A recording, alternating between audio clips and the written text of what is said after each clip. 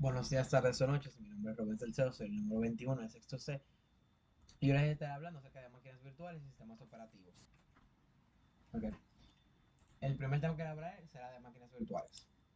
Una máquina virtual es un entorno simulado que permite la ejecución de un sistema operativo y aplicaciones como si se tratara de un hardware físico independiente.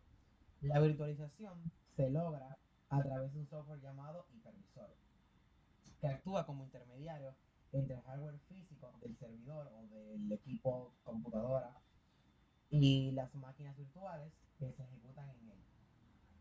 Los hipervisores pueden ser de dos tipos. El tipo uno, el bare metal, que esos se instalan directamente sobre el hardware, o de tipo 2, host, que se ejecutan sobre un sistema operativo existente. Ok, ventajas y desventajas de las máquinas virtuales. Eficiencia en el uso de recursos, dado que te permite tener varias máquinas virtuales, varios equipos, desde un solo servidor sin tener que tener tantos. Flexibilidad y escalabilidad. Eh, Escalabilidad, ¿por qué principalmente? Dado que, vamos por ejemplo, en un servidor puedes tener 10 máquinas virtuales, pero ahora mismo solo necesitas una, solamente usas esa una. En el momento que tu demanda aumente y tengas que usar más, simplemente puedes crear más dentro de ese mismo servidor. Recuperación ante desastres. Tener máquinas virtuales te permite tener entornos de prueba, como es el siguiente punto, desarrollos y pruebas, te permite tener entornos de prueba para probar ciertas cosas antes de pasarlo a tu lugar de trabajo definitivo. Y principalmente la parte de recuperación ante desastres nos permite siempre tener un backup, por así decirlo, de lo que estamos trabajando y no perder información ante cualquier fallo. Ahora, su desventaja sobre carga de rendimiento, esto se da si no se sabe manejar y en un solo servidor o equipo se ponen demasiadas máquinas virtuales, se puede dar una sobrecarga de rendimiento en este. Dependencia del hardware. Definitivamente el rendimiento de la máquina virtual va a depender de la potencia del hardware y de qué tanta parte del hardware le dediques. Dado que si en un caso tienes un procesador de 8 núcleos y le dedicas 2, no va a rendir igual de rápido que si de esos 8 núcleos le pones 6. Riesgo de seguridad. Eso depende mucho de las medidas que se tomen y de la y del propio programa que se use, dado que unos son más seguros que otros. Pero como en todo, ese es su riesgo de seguridad. Y por último, licencias y costes. Como veremos más adelante, hay algunos de esos programas que son de pago, que se necesita pagar una licencia para poder utilizarlo. Ahora, programas para la creación de máquinas virtuales. Comenzando con VMware Workstation. Esta es una solución de virtualización de escritorio desarrollada por VMware que permite a los usuarios ejecutar múltiples sistemas operativos en una sola máquina física. Eh, Sus ventajas son que se puso un rendimiento superior, dado que proporciona un alto rendimiento y eficiencia al ejecutar máquinas virtuales. Eh, Cuenta con funcionalidades avanzadas, ya que ofrece características como snapshots, clones, redes virtuales avanzadas y soporte para múltiples pantallas, lo que facilita su uso en entornos más complejos o de empresas más grandes.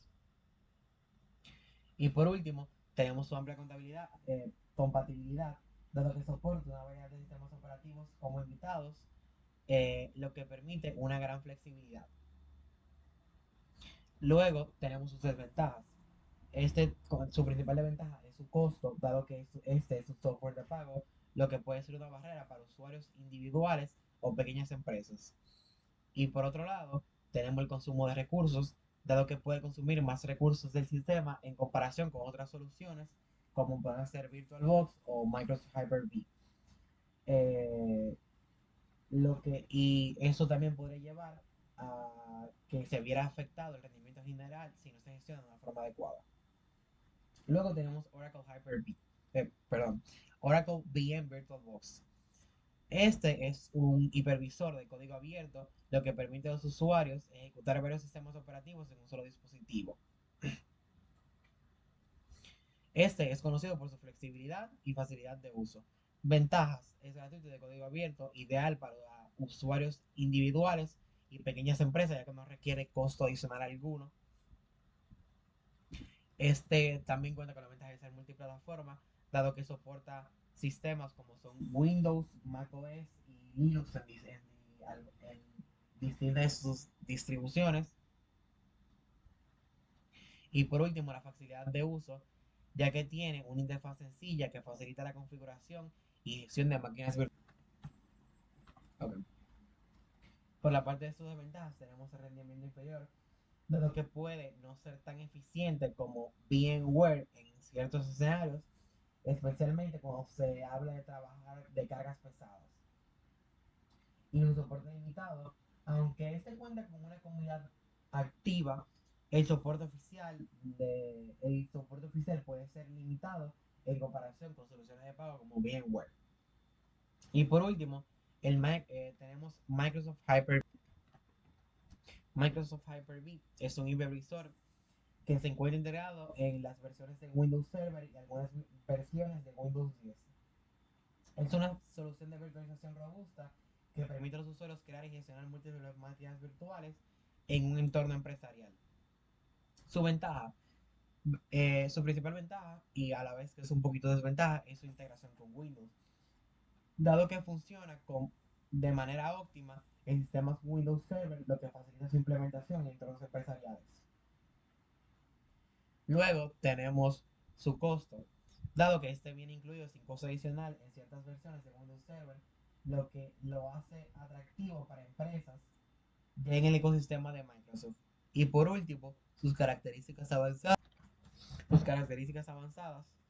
ya que ofrece opciones robustas de recuperación ante desastres y replicación. Ahora, su desventaja es la limitación de plataforma, dado que principalmente está diseñado para entornos Windows, lo que puede limitar su uso con sistemas operativos no Windows, como pueden ser macOS y Linux. Y su otra desventaja es su configuración inicial compleja, dado que puede ser más compleja de configurar que otras opciones para usuarios menos experimentados. Ok, ahora el proceso de instalar una máquina virtual. En mi caso, yo voy a instalar VirtualBox. Lo primero que vamos a hacer va a ser ir a su página, la página oficial. Vamos a darle a descargar. Pues una vez descargado lo ejecutamos y lo primero que nos va a hacer abrir el asistente de instalación. Aquí es muy sencillo, simplemente le damos continuar. Aquí continuar. Continuamos aquí, aceptamos los términos, continuamos. Una vez aquí nos va a preguntar que que si queremos continuar con la instalación ahora mismo, le decimos que sí y ya por último ya nos va a presentar la opción de instale, que ven que ya dice continuar como las versiones anteriores. Eso sería todo para instalar la máquina virtual. Ahora, ¿cómo crear una nueva máquina virtual dentro de VirtualBox una vez creado? Una vez que se nos instale, nos va a dejar este acceso directo, podemos buscarlo desde la barra de Windows, dado que en este caso. Entonces lo abrimos y nos va a abrir esta pantalla, este es, por así decirlo, el menú de inicio. En ese menú de inicio le daremos a nueva para crear una nueva máquina virtual. Si tenemos una creada, la podemos exportar o importar una que ya tenemos creada de antes, pero imagino yo que como estamos instalando el programa nuevo, no podemos exportar, so creamos una nueva y lo primero que nos va a pedir es un nombre, la imagen ISO y a partir de este ISO, estos campos se van a rellenar automáticamente, la mayoría. Tipo, si pones una versión de Ubuntu, automáticamente eso va a cambiar de tipo de Microsoft Windows a Ubuntu y la versión que sea. Y así. Una vez eso seleccionado, todo seleccionado, le damos siguiente y nos va a pedir que le delimitemos la cantidad de RAM que va a tener y la cantidad de núcleos que va a usar. Una vez hecho eso, le damos siguiente. Ya antes de lo último, en esta parte de darle así como su parte de hardware, sería darle qué tanto espacio en el disco va a tener, en este caso 20 gigas, y le damos siguiente. Una vez terminado, ya no va a ser nuestra máquina virtual creada. Fíjense, con 4 GB de RAM, Windows 11, que es el sistema que había seleccionado. y pero sale apagada. Entonces para iniciar le damos a iniciar y ya, si ya nos carga nuestra máquina virtual. Ahora vamos con el segundo tema. Microsoft Windows. Ok, la historia de Microsoft Windows. Eh, Previo a Windows, Microsoft poseía un sistema operativo en línea de comandos llamado MS-DOS o MS-DOS, que a diferencia de los sistemas operativos modernos con interfaces gráficas, MS-DOS no tenía ventanas, iconos ni gráficos. Los usuarios interactuaban con el sistema escribiendo comandos en una consola de texto. Windows data de 1981. Se realizó cuando Microsoft inició un proyecto llamado Interface Manager, cuya idea original le correspondía a Bill Gates y se basó en una aplicación de interfaz gráfica de usuario denominada Vision On. El nombre original del proyecto fue como muy poco comercial, por lo cual se terminó desechando y siendo reemplazado por el nombre de Microsoft Windows. Fue presentado al público de manera oficial el 10 de noviembre de 1963. Windows para ese entonces no era un sistema operativo completo, más bien era una extensión gráfica de MS-DOS. Era Windows para esas épocas corría por encima de MS-DOS simplemente aportando la parte gráfica. Eh, Luego de esto, la primera versión de Windows completa, dígase la versión 1.0, presentada en diciembre de 1985, compitió con el sistema operativo de Apple. Carecía de un cierto grado de funcionalidad y logró muy poca popularidad. Su segunda versión, Windows 2, se lanzó en noviembre de 1987 y fue un poco más popular, pero su primer éxito llegó de la mano de Windows 3.0 en 1990, donde Windows se volvió popular en el mercado de las computadoras personales, ofreciendo compatibilidad con una gran variedad de aplicaciones. Ahora, sus tres versiones más recientes, que son Windows 8, Windows 10 y Windows 11. Ok. Comenzando con Windows 11, principalmente lo que voy a hablar es ventajas y desventajas, como lo que pueden ver aquí. Entonces, Windows 8, su principal ventaja es que tuvo una introducción de la pantalla de inicio con mosaicos optimizada para dispositivos táctiles, cosa que a la gente no le gustó tanto, dado que para usarlo fuera de dispositivos táctiles se volvía más incómodo y más impráctico. Su desventaja fue la eliminación del clásico botón de inicio, lo cual fue impopular y confuso para muchos usuarios. Su popularidad, tuvo una recepción mixta, principalmente dependiendo del dispositivo donde lo usaras. Muchos usuarios y empresas optaron por no actualizar desde Windows 7, mientras que otros se decidieron hacer. Pero el tema de su recepción mixta vino más al tema del dispositivo que lo usara, como ya dije antes, dado que si tenías un dispositivo que fuera touch, sí te veías más llamado a usar Windows 8, dado que estaba más orientado a este tipo de dispositivos. Pero si por contraparte, tu dispositivo es una computadora más tradicional, un sobremesa, una laptop no touch, era más impráctico que usar Windows 7. Luego, por último, tenemos la acogida por parte de los usuarios. Las críticas se centraron en la falta de compatibilidad y funcionalidad para usuarios de escritorio tradicional al centrarse en el touch. Luego tenemos a Windows 10. Su ventaja es que este se centró en arreglar los errores de su antepasado, Windows 8, con la reintroducción del botón de inicio, combinando los mosaicos y el menú tradicional, y habilitando también un modo tablet, dado que si tu pantalla es touch y deseas usarlo en un sistema más similar a Windows 8, dentro del mismo Windows 10 puedes activar el modo tablet y tendrás una interfaz más similar a la de Windows 8. Por parte de las desventajas, las perdón, actualizaciones automáticas y frecuentes causaron problemas de compatibilidad para algunos usuarios. Esos problemas de compatibilidad se dieron en aplicaciones, en ciertas funciones básicas, que solía presentar error después de alguna actualización o de algún parche del sistema. A nivel de popularidad, este fue muy bien recibido y rápidamente se convirtió en uno de los sistemas operativos más usados del mundo. Y claro, eso fue un sistema muy Windows muy funcional en el que con el paso de los años y de las distintas actualizaciones se pulió mucho y y al final se volvió un sistema muy bueno para dispositivos de cualquier gama de rendimiento.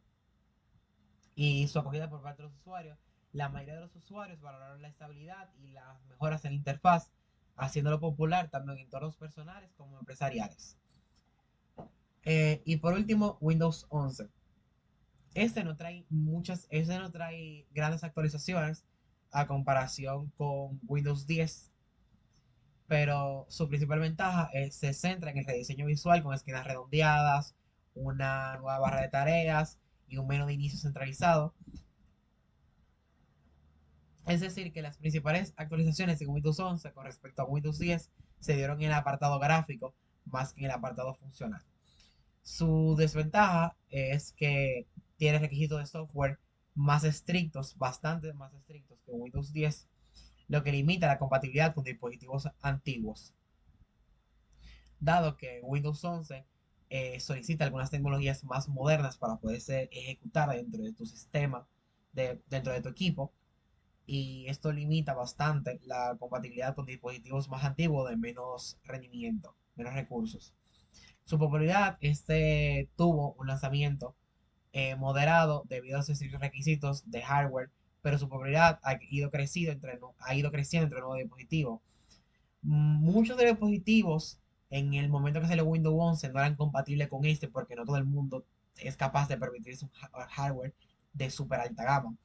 Pero según el paso de los años y las versiones, eso ha sido volviendo más popular, dado que más gente, más personas se han inspirado o motivado a probarlo y, y también que se está viniendo los dispositivos más modernos. Y por último, su acogida por parte de los usuarios. Aunque el diseño ha sido bien recibido, los requisitos del hardware fueron criticados especialmente para aquellos con PCs más antiguos. Ahora, ¿cómo instalar Windows 10? Lo primero que haremos para instalar Windows 10 será ir a la página oficial y darle donde dice descargar ahora. Una vez que se nos descargue y ejecutemos el archivo que descargamos, nos va a abrir este PC instalador donde nos va a preguntar que si queremos actualizar el equipo en el que estamos ahora mismo, en el caso que tengamos Windows instalado, o crear un medio de instalación como puede ser una memoria, un DVD o un ISO. En este caso seleccionaremos la opción de crear medios y daremos a siguiente. Luego aquí nos va a preguntar que queremos crearlo dentro de una USB o si queremos descargar el archivo ISO. En nuestro caso, como vamos a usar una máquina virtual, descargaremos el ISO, seleccionaremos la opción y le damos siguiente. Una vez dentro de nuestra máquina virtual, lo primero que nos preguntará será qué idioma queremos, qué hora y formato de la moneda, y por último, la disposición del teclado que vamos a utilizar.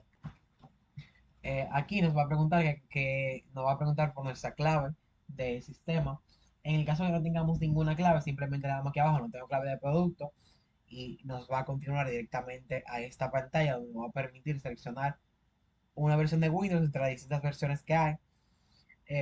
Puede seleccionar cualquiera, en mi caso voy a seleccionar Windows 10 Home y continuamos, le damos a siguiente. Luego aquí nos va a preguntar qué tipo de instalación queremos hacer. Si en el caso que tengamos un sistema operativo, fíjense que dice actualización, instalar Windows y conservar archivos y configuraciones de aplicaciones. Como vamos a instalarlo todo de cero, vamos a darle personalizada, instalar solo Windows y es una instalación limpia. Le damos ahí. Luego nos va a pedir que creemos las particiones. Simplemente seleccionamos la unidad en la que se van a hacer las particiones y le damos a siguiente. Y ya comienza el proceso de instalación de Windows. Ahora, el siguiente sistema operativo, o bueno, motor en este caso, sería Linux.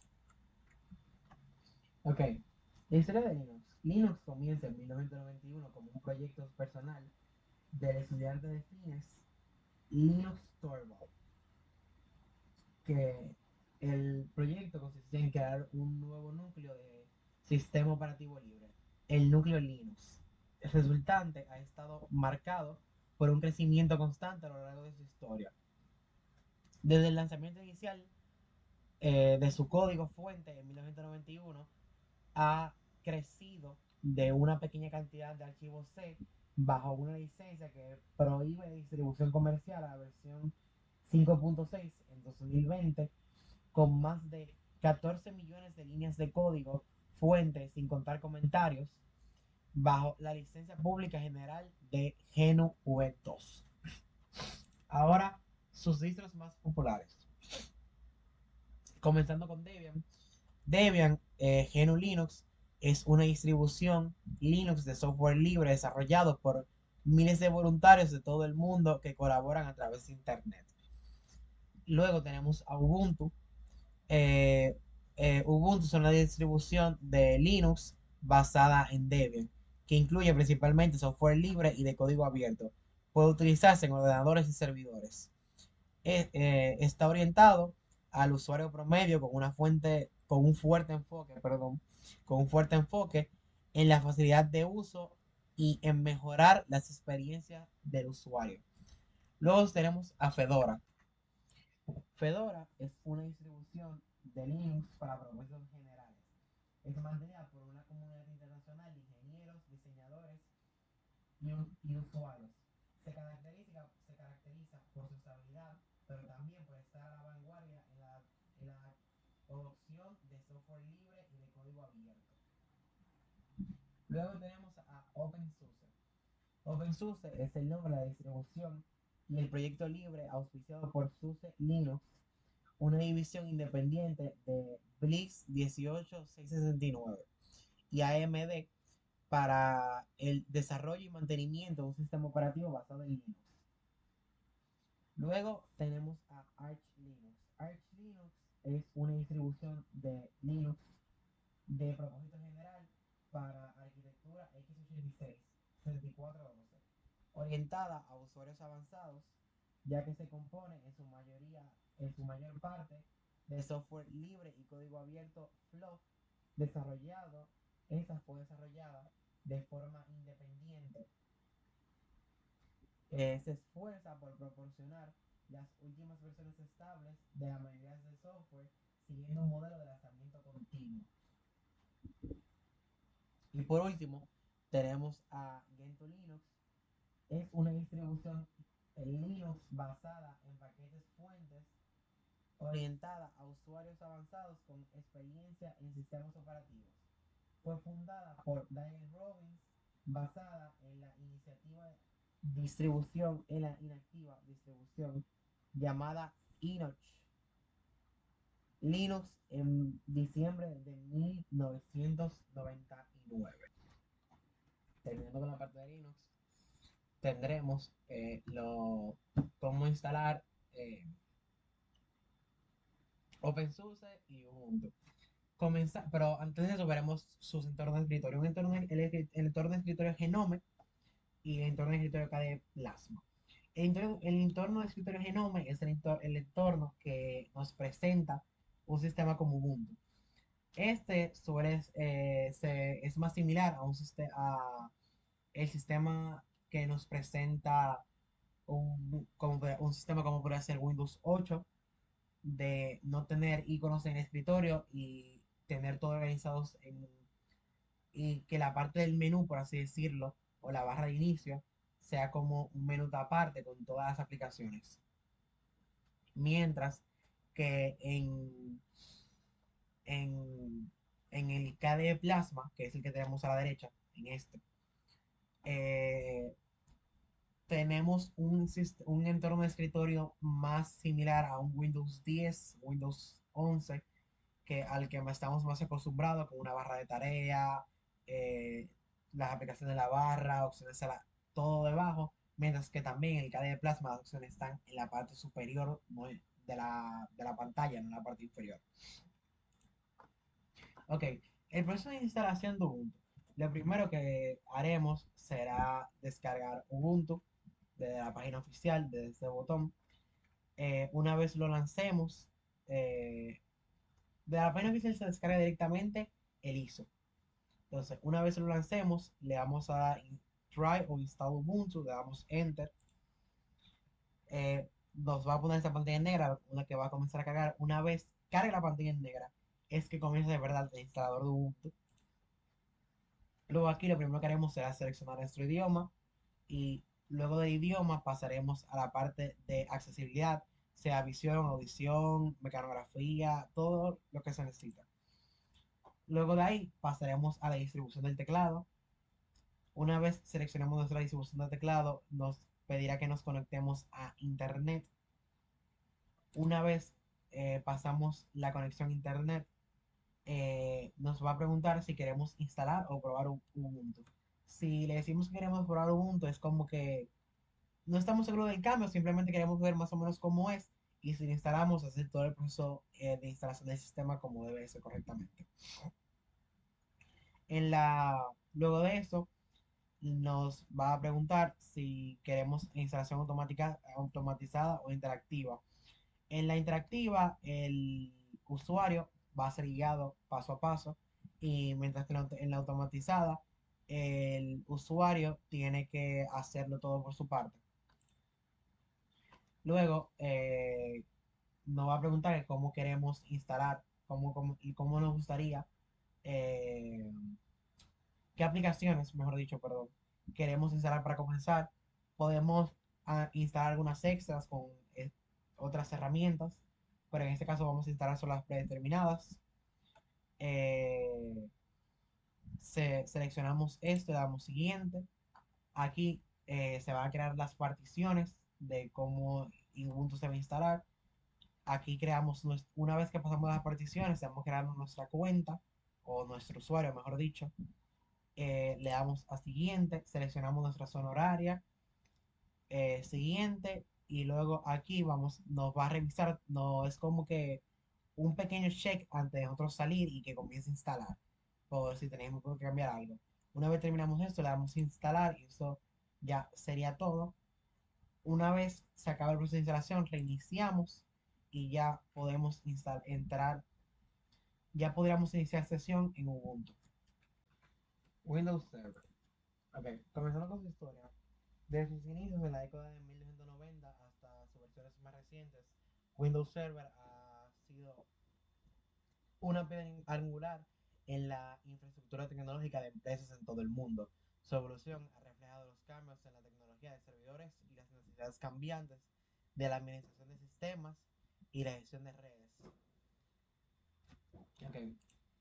Eh, Algunas de sus versiones, antes de ir directamente a sus últimas tres, algunas de sus versiones son Windows Server 2000, 2003, 2008 y 2012.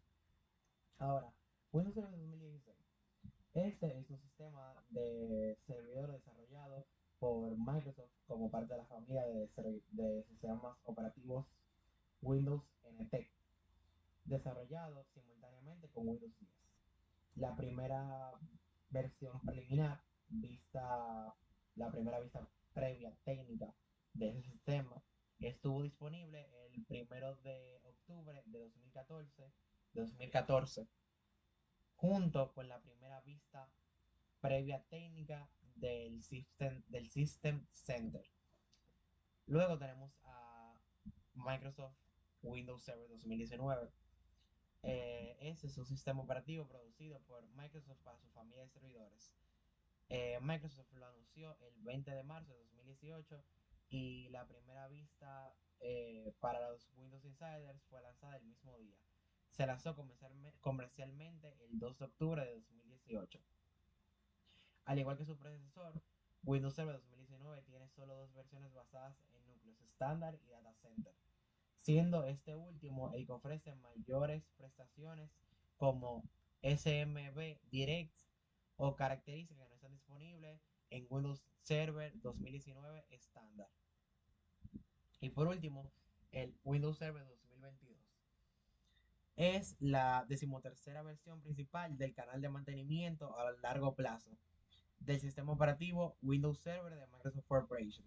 Como parte de la familia de sistemas operativos Windows NT, este se anunció en el evento Ignite de Microsoft del 2 al 4 de marzo de 2021 y se lanzó el 18 de agosto del mismo año, casi 3 años después de Windows Server 2019 y unos meses antes del sistema operativo Windows 11. Windows Server 2022 se basa en el código Iron. Su escritorio es similar a la versión 21H2 de Windows 10, pero sus actualizaciones son incompatibles con el sistema operativo Windows 10, al igual que su predecesor Windows Server 2019. Este requiere procesadores de arquitectura x86. Ahora, eh, los servidores. Ok, primero, ¿qué es un servidor? Un servidor es un conjunto de computadoras capaces de atender las peticiones específicas de un cliente y devolver una respuesta con concordancia. Ahora, tipos de servidores. Los servidores de archivos es el que almacena varios tipos de archivos y los distribuye a clientes en la red. Un servidor de correo almacena, envía, recibe, enruta y realiza otras operaciones relacionadas con el correo electrónico para los clientes de la red. El servidor proxy realiza un cierto tipo de funciones a nombre de otros clientes en la red para aumentar el funcionamiento de ciertas operaciones.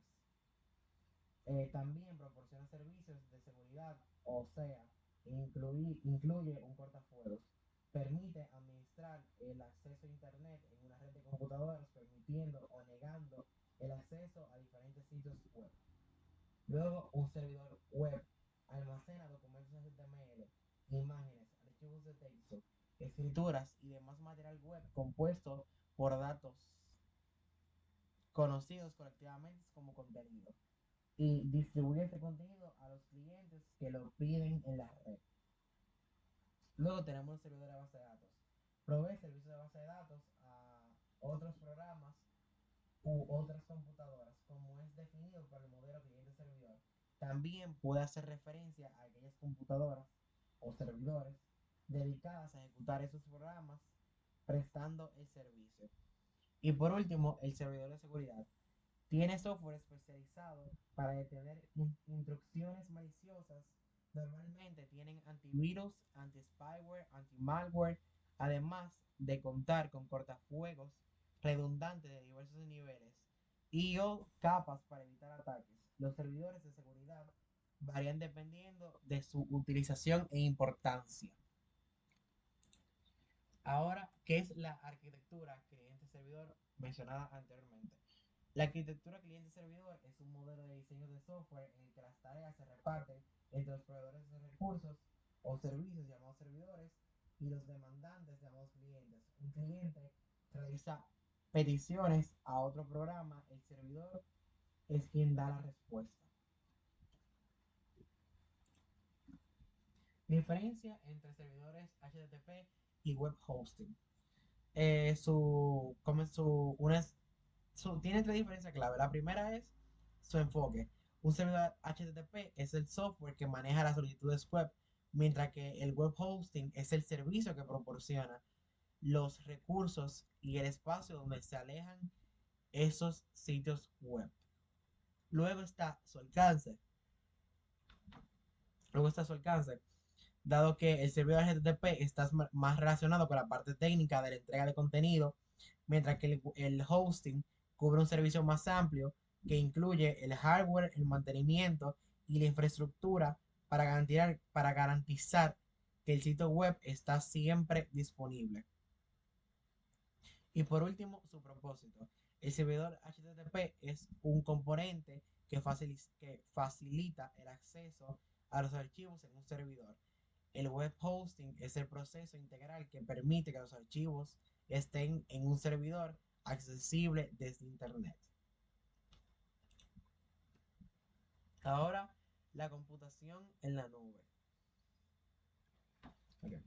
La computación en la nube, del inglés cloud computing, conocida también como servicios en la nube, informática en la nube, nube de cómputo o simplemente la nube, es una de esas redes de servidores remotos conectados a Internet para almacenar, administrar y procesar datos, servidores, bases de datos, redes y software. En lugar de depender de un servicio físico instalado, se tiene acceso a una estructura donde el software y el hardware están virtualmente integrados. Ahora, los pasos para instalar Windows Server 2019. Lo primero que haremos será descargar la ISO de Windows Server 2019. Creamos una máquina virtual o la instalamos en nuestro servidor físico y ya el primer paso, como es cuando estás instalando Windows 10, es seleccionar el idioma. Una vez seleccionamos el idioma, le damos Next, Install Now y comenzar el instalador. Una vez nos mande aquí, seleccionaremos la versión que queremos. Si queremos tener un escritorio, como en el caso de Windows 10, por ejemplo, para un escritorio similar de Windows 10, tenemos que tomar en cuenta que tenemos que seleccionar una de las versiones que dicen Desktop Experience. Una vez seleccionamos la versión que queremos, le damos a continuar, aceptamos los términos aquí debajo y le damos a continuar. Luego llegamos a la parte de las particiones del disco. Si tenemos un solo disco, automáticamente lo selecciona y simplemente tenemos que darle a continuar y ya el proceso de instalación comienza. Una vez que se termine de instalar, nos pide que reiniciemos. Una vez reiniciamos, nos va a pedir que pongamos nuestro usuario, que creemos nuestro usuario y todo eso, y nos mandará a la pantalla de bloqueo. Una vez en la pantalla de bloqueo, nos registramos como hacemos en Windows normalmente. Y una vez estamos dentro de Windows, una vez ya de Windows Server, perdón, una vez ya hacemos login, encontraremos el Server Manager tan conocido desde Windows Server 2012. Eso sería todo por mi parte. Muchas gracias por su atención.